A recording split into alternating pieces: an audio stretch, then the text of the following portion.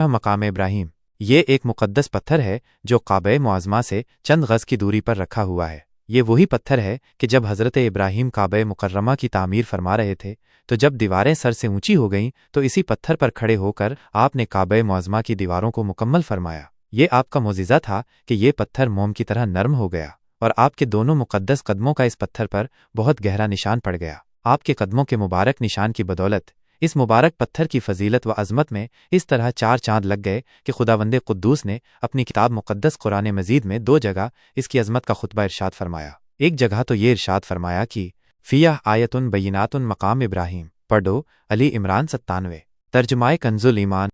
इसमें खुली निशानियां हैं इब्राहिम के खड़े होने की जगह यानी काबे मुकर्रमा में खुदा की बहुत सी रोशन और खुली हुई निशानियां हैं और इन निशानियों में से एक बड़ी निशानी मकाम इब्राहिम है।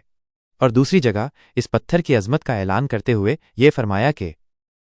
तर्जमाए कंजुल ईमान और इब्राहिम के खड़े होने की जगह को नमाज का मकाम बनाओ। 4000 बरस के तवील ज़माने से इस बाबरकत पत्थर पे हज़रत इब्राहिम खलीलुल्लाह के मुबारक कदमों के निशान मौजूद हैं। इस तवील मुद्दत से ये पत्थर खुले आसमान के नीचे ज़मीन पर रखा हुआ है। इस पर 4000 बरसातें गुजर गईं, हज़ारों आंधियों के झोंके इससे टकराए। 12 हरमे काबा में पहाड़ी नालों से बरसात में सैलाब आया और ये मुक़द्दस पत्थर सैलाब के तेज़ धारों में डूबा रहा। करोड़ों इंसानों ने इस पर हाथ फेरा, मगर इसके बावजूद आज तक हज़रत खलील के जलीलुल क़द्र कदमों के निशान इस पत्थर पर बाकी हैं, जो बिलाशुबा हज़रत इब्राहिम का एक बहुत बड़ा और निहायत ही मुअज़्ज़म मौजिज़ा है। और यकीनन ये पत्थर खुदावंदे कुद्दूस की आयातें, बयनात और खुली हुई रोशन निशानियों में से एक बहुत बड़ा निशान है और उसकी शान का ये अजीबुल शान निशान हर मुसलमान के लिए बहुत बड़ी इबरत का सामान है कि खुदावंदे कुद्दूस ने तमाम मुसलमानों को ये हुक्म दिया कि तुम लोग मेरे मुक़द्दस घर खानाए काबा के तवाफ़ के बाद इसी पत्थर के पास 2 रकत नमाज अदा करो। तुम लोग नमाज तो मेरे लिए पढ़ो और सजदा मेरा अदा करो,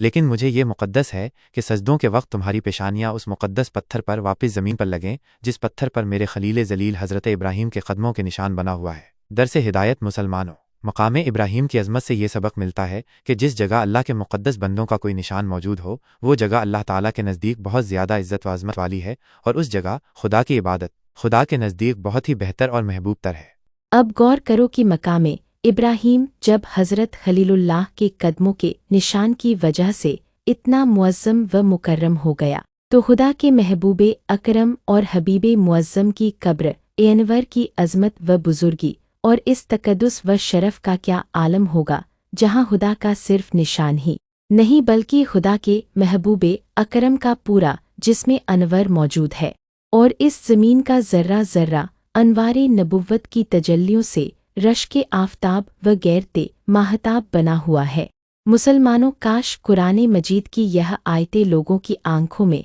ईमानी बसीरत का नूर पैदा करे ताकि लोग कब्र अनवर की ताज़ीम व तकरीम करके दोनों जहां में मुअज़्ज़म व मुकर्रम बन जाए और इसकी तौहीन व बेदबी करके शैतान के पंजे गुमराही में गिरफ्तार न हों और जहन्नम के मुहीब भयानक अजाब में न पड़ जाए। और काश इनकी चमकती हुई आयतें बदनीयत वहाबी और नज़दियों के लिए इबरत बन जाए, जो हुजूर की कब्र मुनव्वर को मिट्टी का ढेर कहकर उसकी तौहीन व बेदबी करते रहते हैं और गुंबदे खज़रा को गिराने और मिटाने की साजिशें बनाते रहते हैं। इन्नऊज़ु बिल्लाह मिन्हु।